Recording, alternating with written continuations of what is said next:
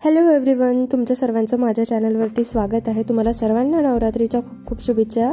इथे याचा शॉर्ट्स आधीच अपलोड केला होता, तर मग या दिवशी आम्ही सगळं काही आमचं फराळाचं आटोपून मार्केटला निघालो होतो महालक्ष्म्यांच्या वटीची आणि झोलाझोलीच्या ड्रेसची वगैरे खरेदी सगळी करायला।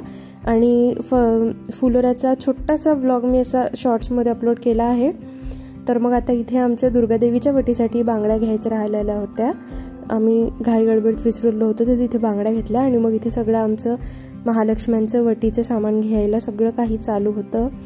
या दिवसाची अशी खूप लगबग आमची चालू होती। इथे सगळं आमचं वटीचं सामान घेऊन झालं होतं आणि मग इथे ज्या दुसऱ्यांच्या वटी असतात, म्हणजे जसे आमचे नातेवाईक वगैरे असतात, तर मग त्यांच्या पण महालक्ष्म्यांच्या साड्या आम्हीच घेऊन घेत असतो, तर मग त्या पण इथे घेतल्या। आणि मग इथे बऱ्याचशी शॉपिंग आमची झाली होती।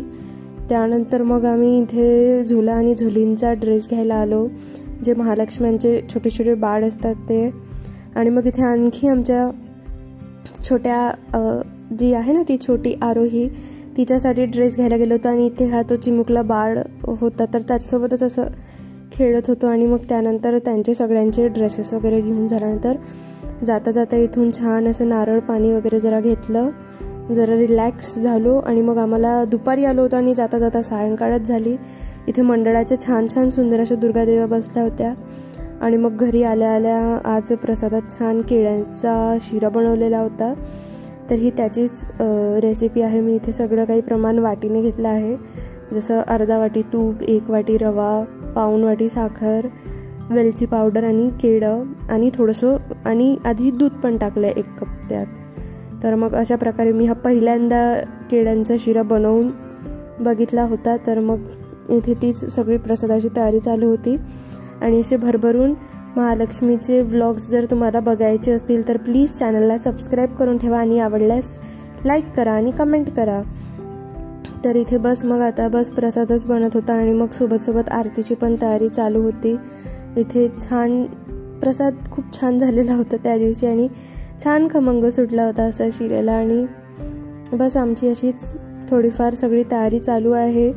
तुम्हाला कमेंट करून नक्की सांगा की तुम्हाला काय काय कंटेंट आणखी या संदर्भात बघायला आवडेल, तर मग मी तो शूट करायचा प्रयत्न केला। आणि अशा प्रकारे आम्ही ड्रेस आणलेला होता तिच्यासाठी। आणि या दिवशी आमच्या घरी छान कढी गोडे, मसाले भात, आलू वांग्याची भाजी, भाकर असा पूर्ण होता। आणि अशा प्रकारे आमच्या घरी दुर्गादेवीची पूजा मांडली जाते, की जसं की घट असतो, ही 9 दिवसाची पूर्ण अखंड ज्योत असते आमच्या घरी। त्याचसोबत एक तुपाचा आणि तेलाचा पण दिवा आम्ही लावत असतो देवीलाच बाजूला। आणि इथे छान आजूबाजूला सुंदर फ्रेम्सनी वगैरे सजवून ठेवतो। आणि ही अशी आमच्या घरची सुंदरशी दुर्गादेवीची मूर्ती आहे। खूप सुंदर असं सजवून दिलेलं आहे, तिला छान साडी वगैरे घालून दिली आहे। तर इथेच असा बाजूला त्याचा कळस असतो, 9 ग्रह वगैरे असं ठेवतो। आणि मग त्या बाजूला वटी असते देवीची। आणि हे जे तुम्हाला 9 देव्या दिसत आहे छोट्या छोट्या, या मी पुण्यावरून घेऊन आली आहे गौरी गणपतीच्या शॉपिंगच्या वेळेस। आणि ती जी फ्रेम आहे ती आमच्या घरी सगळ्यात आधीची आणि जुनी फ्रेम आहे, जेव्हा आमच्या घरी खूप छोटीशी पूजा राहत होती तेव्हाची येते, म्हणून मग आम्ही ती पण पूजेत ठेवतो। आणि मग आमची आरती वगैरे झाल्यावर आम्ही सगळेजण इथे जेवायला बसलेलो होतो सोबत। Thank you for watching.